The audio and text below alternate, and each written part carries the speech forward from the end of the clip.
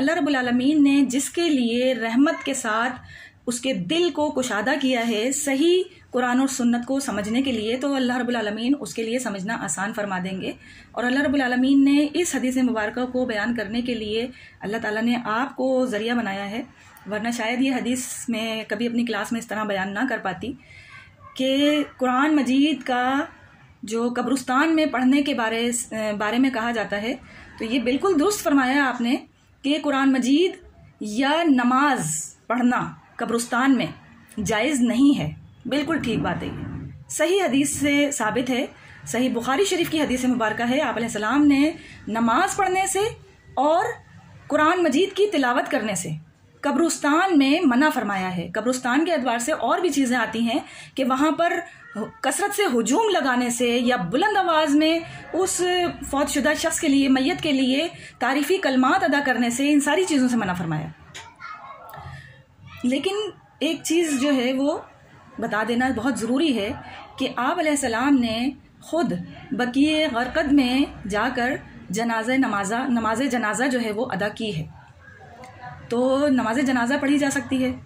अब नमाज जनाजा पढ़ना या इसके अलावा की नमाज जो होती है उसमें पढ़ने के एतबार से फ़र्क है। इसको आप जो है वो कुशादा नज़र से देखें तो समझ में आएगा कि जब हम आम नमाज पढ़ते हैं, जो फ़र्ज़ नमाज है हमारी 5 वक्त की, जो दिन में हम नमाजें अदा करते हैं, उसके जो अरकान हैं उसमें सिर्फ क़याम नहीं है बल्कि रुकू भी किया जाता है, फिर उसी के बाद दोबारा क़याम करने के बाद फिर सजदा भी किया जाता है। ये सारे अरकान फ़राइज़ में शामिल हैं हमारी 5 वक्त की फ़र्ज़ नमाज़ों में। लेकिन याद रखें मेरी बहनों, जो जनाजे की नमाज़ पढ़ी जाती है उसके अंदर सिर्फ़ और सिर्फ क़याम है, उसमें रुकू नहीं है और सजदा नहीं किया जाता। तो जो ये ताज़ीमी एतबार से, अपने जिस्मानी एतबार से पोस्चर बनाए जाते हैं, अरकान अदा किए जाते हैं रुकू की फॉर्म में झुककर या सजदे की फॉर्म में झुककर, तो ये तो नमाज जनाजे की नमाज में अदा नहीं किया जा रहा है। तो जनाजे की नमाज जो है वो कब्रिस्तान में किसी मैयत के लिए पढ़ी जा सकती है। ठीक है, अभी इस चीज़ को जो है वो इतना एम्बिग्यूअस, इतना मशकूक बना दिया गया है कि बाज़ औक़ात हमारे बरेलवी उलमा जो हैं वो तो मस्जिद में भी जनाजे की नमाज़ पढ़ने के लिए ख़िलाफ़ हो जाते हैं, कहते हैं मस्जिद में भी नहीं पढ़ी जा सकती, बाहर रखें, बाहर पढ़ेंगे, मस्जिद से बाहर। अब बताएं ज़रा, मस्जिद में भी नमाज नहीं पढ़ सकते तो फिर कहाँ पढ़ेंगे? मगर बस शैतान ने अपना पूरा हिस्सा डाला हुआ है इसके अंदर। लेकिन ये जो कुरान पढ़ने की बात आप कह रही हैं, जो आपने हदीस बयान की है, ये अब्दुल्ला इब्ने मसूद से रिवायत है। सही मुस्लिम शरीफ की हदीस मुबारक है कि अब्दुल्ला इब्ने मसूद अपने वालिद साहब से रिवायत करते हैं कि मेरे वालिद साहब ने मुझे ये नसीहत की थी, वसीयत की थी कि मेरे बेटे, जब मैं फ़ौत हो जाऊं और मुझे कब्र में दफन कर दिया जाए तो मेरी कब्र पर बैठकर इतनी देर तक मेरे कब्र के सवालात के लिए इस्तिकामत की दुआ करना, जितनी देर में एक ऊँट को नहर किया जाता है और उस ऊँट के गोश्त को तकसीम करके उसका खाना पकाया जाता है। तो जितनी देर में एक ऊँट नहर होगा और फिर उतनी देर, जितनी देर मतलब इस सारे काम में लगने वाली है, नहर करके उसका ऊँट का गोश्त तकसीम किया जाए और उसके कोई एक हांडी उसके गोश्त से तैयार की जाए, कितना टाइम लगेगा? कमो बेश मतलब बहुत माहिर भी जो नहर करने वाला जो कई कसाई होगा और पकाने वाला भी बड़ा माहिर होना चाहिए और सारी हांडी रेडी होना चाहिए, तो तब भी कमो बेश 2 घंटे तो लग जाएंगे। ऐसे ही मैं सरसरी सा कैलकुलेट कर रही हूँ।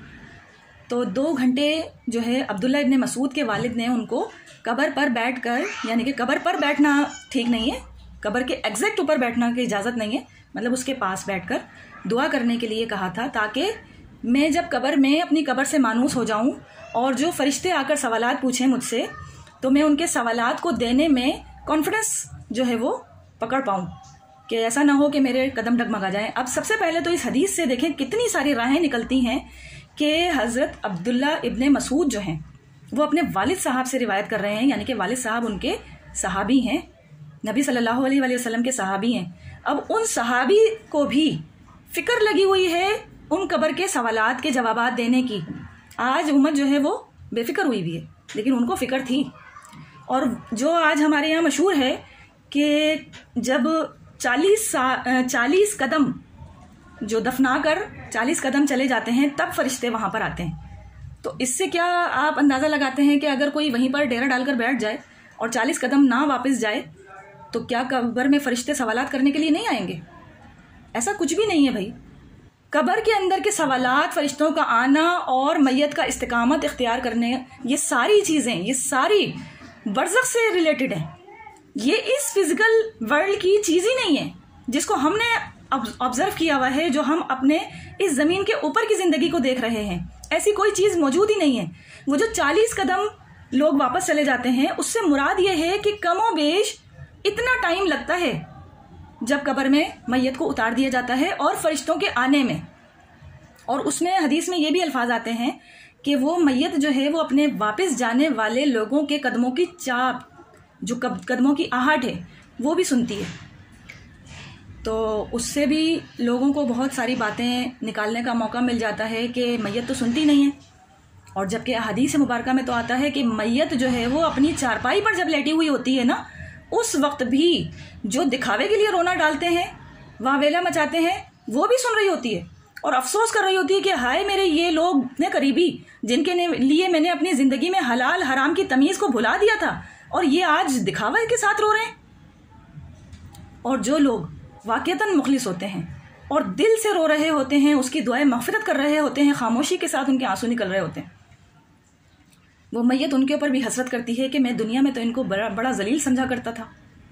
मैं तो इनको कोई हैसियत ही नहीं देता था, ये तो मेरे गुड लिस्ट में थे ही नहीं, और ये आज मेरे लिए दुआएं मग़फ़िरत कर रहे हैं। ये सारी हसरतों में इजाफा होता है उस मैयत की। और जो नेक मैयत होती है वो उस वक्त उन अपने करीबी रियाकार लोगों की उन सारे अमल से परेशान होकर कहती है कि मुझे जल्दी जल्दी जो है वो अपने मंजिल मकसूद तक ले चलो। ये नेक वक्त जो रूह होती है वो इस तरह कहती है। और जो बदबख्त होते हैं तो वो ये कह रही होती है उन काले स्याह फाम फरिश्तों से कि जो है वो मुझे छोड़ दो, मुझे मत लेके जाओ, कहीं मत लेके जाओ। तो बदकार इंसान या बदबख्त शख्स या गुनाहगार इंसान वो तो इस दुनिया को छोड़कर जाना पसंद नहीं करता है। जैसे पसंद तो कोई भी नहीं करता है, सब लोगों को जो है वो बड़ी लंबी उम्र की ख्वाहिश होती है। नेक जो लोग होते हैं, नेकुकार लोगों को इस एतबार से लंबी उम्र चाहिए होती है कि वो ज़्यादा से ज़्यादा नेकियां जमा कर पाएँ, अपने रब को राज़ी कर पाएँ, अपने नामाए अमाल में नेक अजर जो है वो लिखवा पाएँ और अपने गुनाहों